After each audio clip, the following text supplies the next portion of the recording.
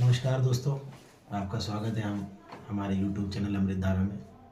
आज फिर हम आपके लिए वीडियो लेके आए हैं। वीडियो हमारी फिर जैसे हमारी श्रृंखला चल रही है शनि के बारे में, तो आज का वीडियो भी हमारा शनि के बारे में ही है।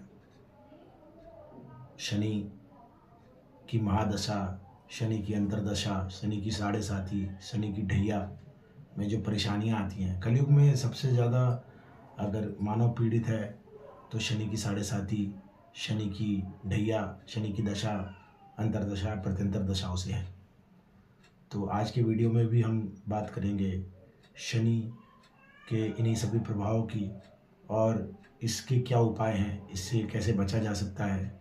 और जैसा कि आपने हमारी थंबनेल में देखा कि पीपल किस प्रकार हमारी सहायता करता है शनि के दुष्प्रभावों से बचने के लिए। हमारे वीडियो पे अंत समय तक बने रहें और लास्ट तक हमारा वीडियो देखें और हमारा प्रोत्साहन बढ़ाने के लिए हमारे चैनल को सब्सक्राइब करें, हमारी वीडियोस को लाइक करें और ज़्यादा से ज़्यादा लोगों तक शेयर करें, ताकि ये सारी जो हम लोग उपाय बताते हैं सभी लोगों तक पहुंच सके। वीडियो के अंत में मैं आप लोगों के लिए एक बात और रखूँगा, तो मैं चाहता हूँ कि आप वीडियो अंत तक देखें और उस जो बात मैं बताना चाह रहा हूँ वो आपके लिए बहुत ही लाभकारी है, तो कृपया वीडियो को अंत तक देखें। तो हम बात करेंगे दोस्तों कि शनि और पीपल का संबंध क्या है। दोस्तों, देवासुर संग्राम के समय जब दानव देवताओं पर भारी पड़ने लगे तो महर्षि दधीची हुआ करते थे। महर्षि दधीची के सम्मुख सभी देवता प्रस्तुत हुए और उनसे सहायता मांगी। तो महर्षि दधीची ने, चूँकि वो बहुत प्रकांड महर्षि थे, तो उन्होंने देवताओं की सहायता करने के लिए अपना देह त्याग किया और उनके देह त्याग करने के बाद उनकी अस्थि पंजरों से देवताओं ने वज्र रूपी हथियारों का निर्माण किया, जिससे उन्होंने देवासुर संग्राम में दैत्यों को परास्त किया।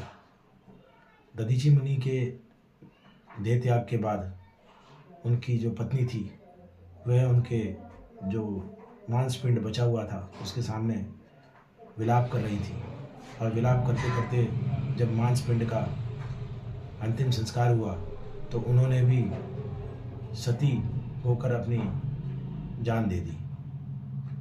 इन दोनों की मृत्यु के उपरांत उनका एक 3 वर्षीय पुत्र जो वहाँ रोता बिलखता देख रहा था ये सब, उसका उन दोनों की मृत्यु के उपरांत कोई न रहा। वह बालक एक पीपल के पेड़ के किनारे बैठा रहा और वहीं से निकलने वाले पीपल के रस से, पत्तियों से उसका पोषण होने लगा। एक समय उपरांत नारद जी जब भ्रमण कर रहे थे पृथ्वी का, तो उन्होंने पाया कि वो बालक वहाँ पर बैठा हुआ था। तो बालक से नारद जी ने उसका परिचय पूछा, तो नारद जी को उसने बताया कि मैं यहाँ पर पीपल के वृक्ष के नीचे बैठा हुआ हूँ और मैं इसी से अपना भरण पोषण कर रहा हूँ और आप मुझे बताइए कि मैं कौन हूँ। तब नारद जी ने उसको पूरी कथा बताई कि आप महर्षि दधीची के पुत्र हो और आपके साथ इस प्रकार हुआ था। तो लेकिन फिर बालक ने पूछा कि ऐसा क्या कारण है कि इतनी कम आयु में मेरे पिताजी को देह त्याग करना पड़ा और मुझे इन अवस्थाओं से गुजरना पड़ा। तो नारद जी ने बताया कि महर्षि दधीची की शनि की महादशा थी। शनि की महादशा के कारण ही उनको देह त्याग करना पड़ा और आपकी भी शनि की महादशा थी, जिसके कारण आपको इतनी कम आयु में ये सब देखने को मिला। उसी समय महर्षि देवर्षि नारद जी ने उस बालक का नाम पिपलाद रखा, क्योंकि उस बालक की भरण पोषण और सब कुछ की जिम्मेदारी उस पीपल के वृक्ष ने ले रखी थी। तो नारद जी ने उस बालक को पिपलाद का नाम दिया और नारद जी के कहने अनुसार उस बालक ने ब्रह्मा जी की कठोर तपस्या की। ब्रह्मा जी की कठोर तपस्या करने के बाद पिपलाद के सामने जब ब्रह्मा जी सम्मुख आए तो उसने ब्रह्मा जी से वर मांगा कि मैं चाहता हूँ कि मैं जो मेरे सामने पड़े मेरे आवाहन के बाद उसको मैं अपने नेत्रों से, अपनी दृष्टि से जला दूँ। ब्रह्मा जी ने उसको यह आशीर्वाद दिया। आशीर्वाद मिलने के तुरंत बाद पिपलाद ने शनिदेव का आह्वान किया और उन पर अपनी दृष्टि डाली शनि पर जैसे ही पिपलाद की दृष्टि पड़ी तो ब्रह्मा जी के आशीर्वाद से शनिदेव जलने लगे। शनिदेव के जलने के कारण पूरे ब्रह्मांड में त्राही मचने लगी, क्योंकि शनि मुख्य कारक हैं ग्रह सौर मंडल के, जो कि पूरे सौर मंडल में और पूरे ब्रह्मांड में त्राही मचने लगी। तो सभी देवता ब्रह्मा जी के सम्मुख प्रस्तुत हुए और उन्होंने उनको ये सब बातें बताई। ब्रह्मा जी तुरंत पिपलाद के पास गए और उन्होंने उसको ये सब करने से रोका और कहा कि मैं तुम कोई और 2 वर मांग लो, और लेकिन कृपया आप शनि को छोड़ दो। तो पिपलाद ने ब्रह्मा जी के अनुरोध पर उनकी बात मान ली और शनि पर से अपनी दृष्टि हटा ली। और उसके बाद उसने 2 वर मांगे।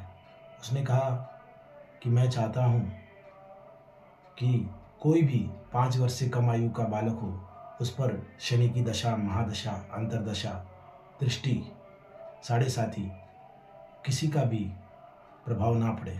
5 वर्ष की आयु के बाद ही किसी भी बालक के ऊपर ये सब शनि के प्रभाव पड़े। क्योंकि जो मेरे साथ हुआ है, मैं चाहता हूँ वो और किसी के साथ नहीं हो। साथ ही उसने दूसरे वर में यह बोला कि जिस प्रकार पीपल ने मेरी सहायता की है, तो मैं चाहता हूँ कि शनि की महादशा, अंतरदशा, साढ़े साथी, ढैया के दौरान जो भी पीपल की सेवा करे तो उसको शनि के कष्टकारी प्रभावों से मुक्ति मिल जाए, सहायता मिले। ब्रह्मा जी ने दोनों वरदान पिपलाद को दे दिए और वहाँ से अंतर्ध्यान हो गए।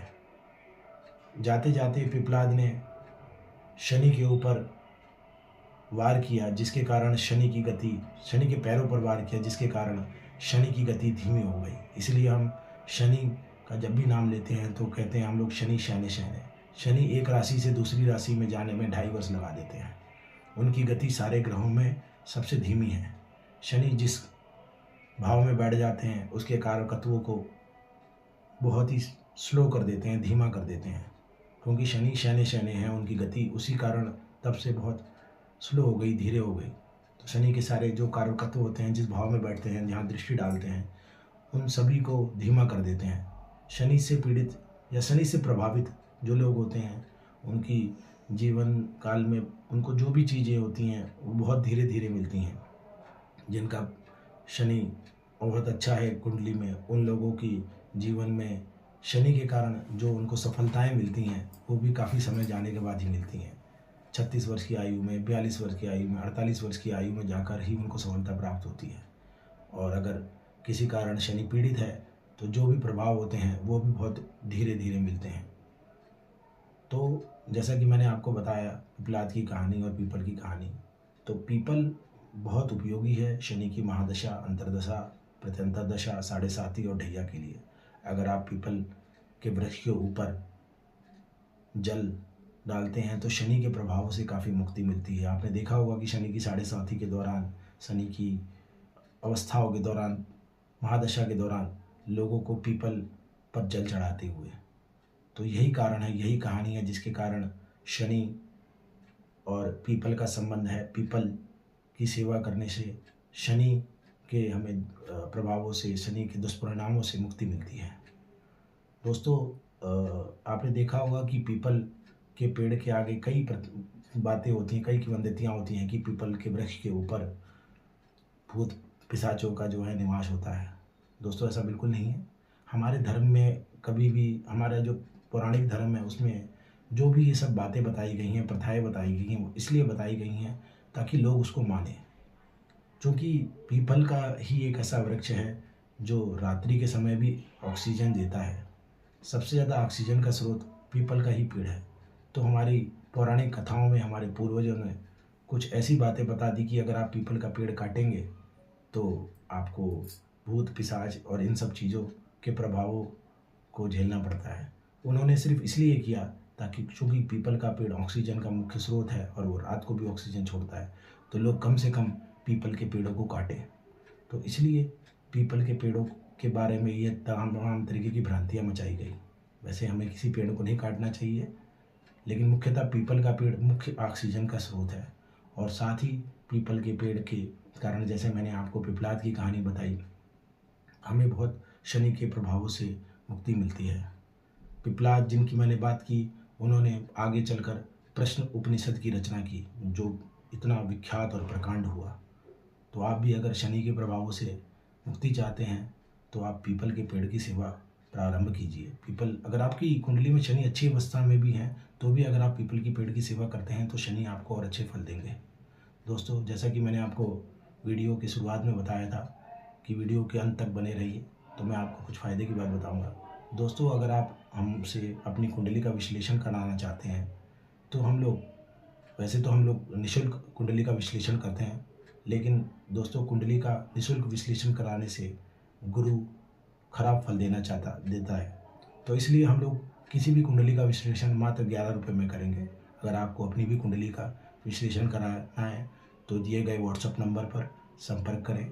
हम लोग अति शीघ्र आपका कुंडली का विश्लेषण कर आपको क्या उपाय करने हैं और क्या आपके जीवन में अच्छा हो वो आपको समाधान बताएंगे। हमारा वीडियो अंत तक देखने के लिए धन्यवाद। जय माता दी।